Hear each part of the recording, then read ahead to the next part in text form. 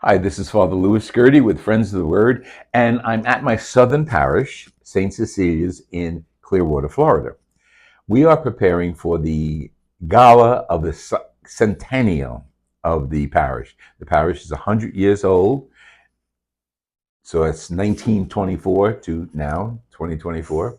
And on the gala events agenda, we have an auction, art auction. If you remember, at the beginning of Lent, I was invited to present the Stations of the Cross through art, and they were presented here at the church, and one of them is behind me, the 14 stations. Now, those 14 stations are going to be up for auction, silent auction, at the gala, and we want you to bid on them, at least one of them.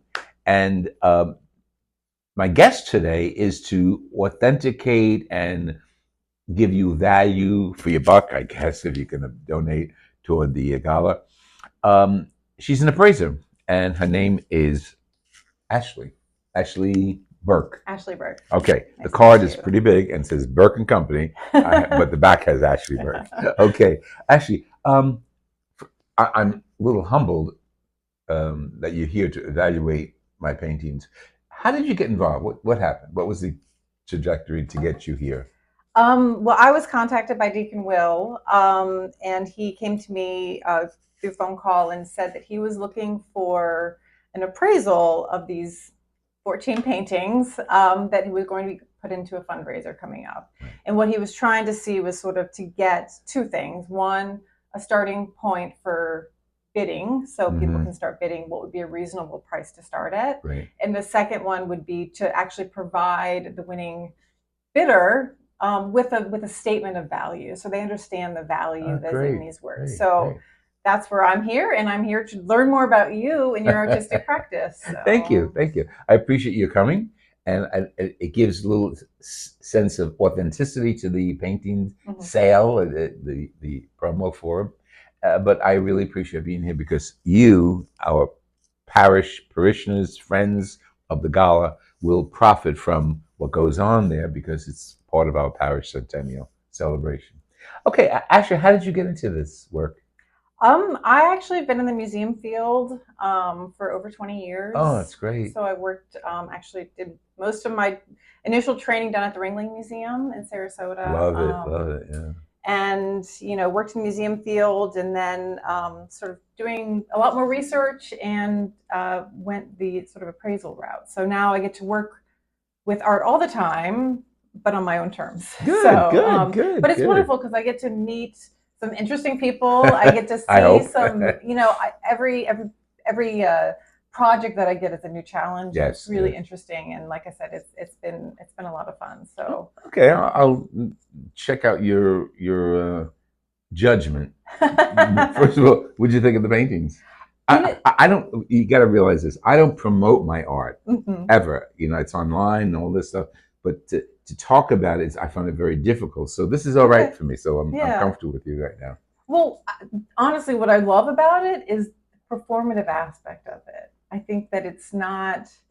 The more I learned about the whole process of how you put these together, and that you were speaking while you were painting, I think is fantastic. And I think that story is really interesting. So I'm curious about your processes. How do you approach this? Do you have an idea in mind, or do you just start painting as the words are flowing? Yes.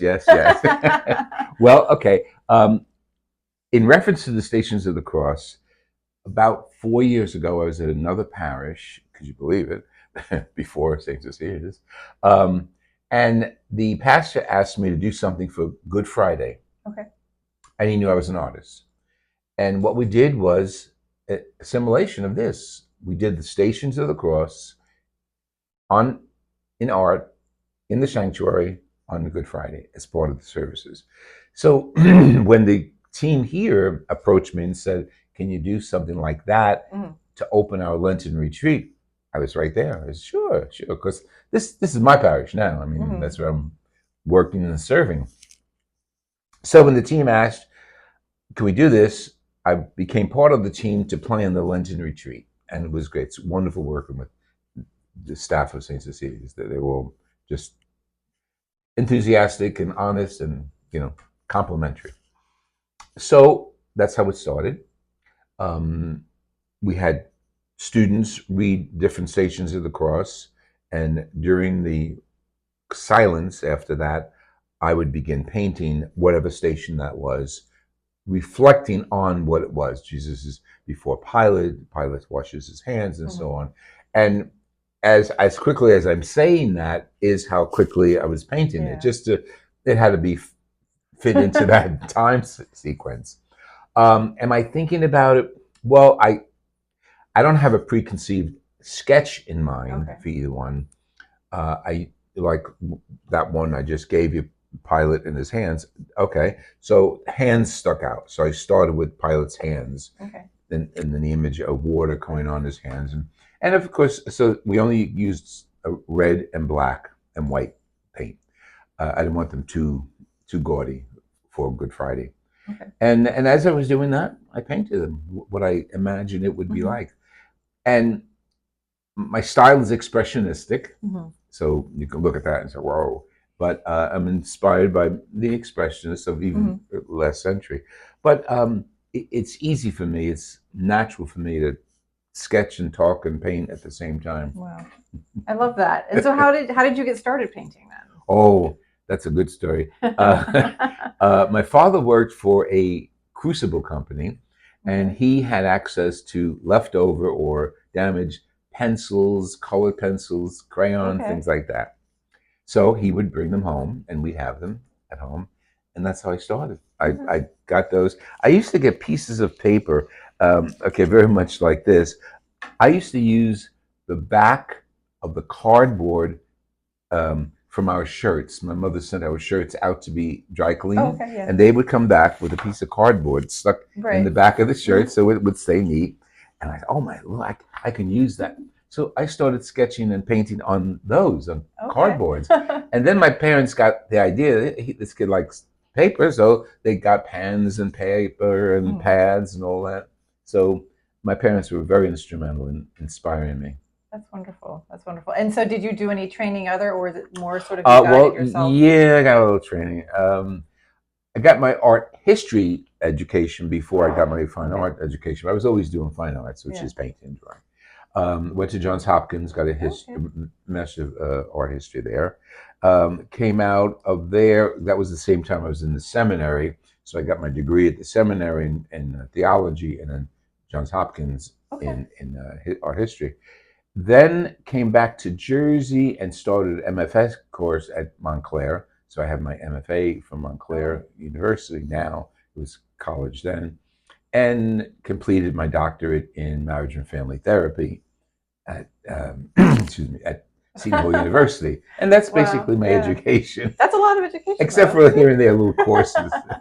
No, I think that's wonderful. So, I mean, it's really actually interesting to know that you have that art historical background too. So, yeah, I love that. And the other day it was the Feast of St. Martin here in the Catholic Church. And my favorite painting of St. Martin is by El Greco. El Greco stretched his figures out. He was a post-Renaissance artist, Baroque-ish, but he was unique. And I always collected El Grecos and eventually started painting like El Greco. Now I'm in a different style. It's far more expressionistic, but he's still my inspiration. Wow, that's very cool. I love that. I love that. So how long have you been in appraisals? I have been doing appraisals for about 6 years now. I started my career up in the Washington, D.C. area. I went to George Washington, actually. Oh, good. My niece graduated 2 years ago, But then I'm actually from St. Petersburg. I grew up in this area. Oh, so that's this great. is my hometown. Like I grew up, actually went to Clearwater Central Catholic for a few years. Oh, good. You know Tom Tipowitz? He was a coach there. Okay. But yeah, so this is my area. This is my home. Great. But yeah, like I said, I have an art history background as well. So we'll pick this up at the next conversation. Okay, this is great. Okay, I'm here with Ashley. She's here at the church to appraise the Stations of the Cross that you can bid on at the GALA, which is next Saturday at the Bel Air Country Club. and it celebrates the centennial of St. Cecilia's Parish, 100 years. This has been Father Louis Scurti on behalf of St. Cecilia's and Friends of the Word, wishing you come to the gala and urging you on. God bless you.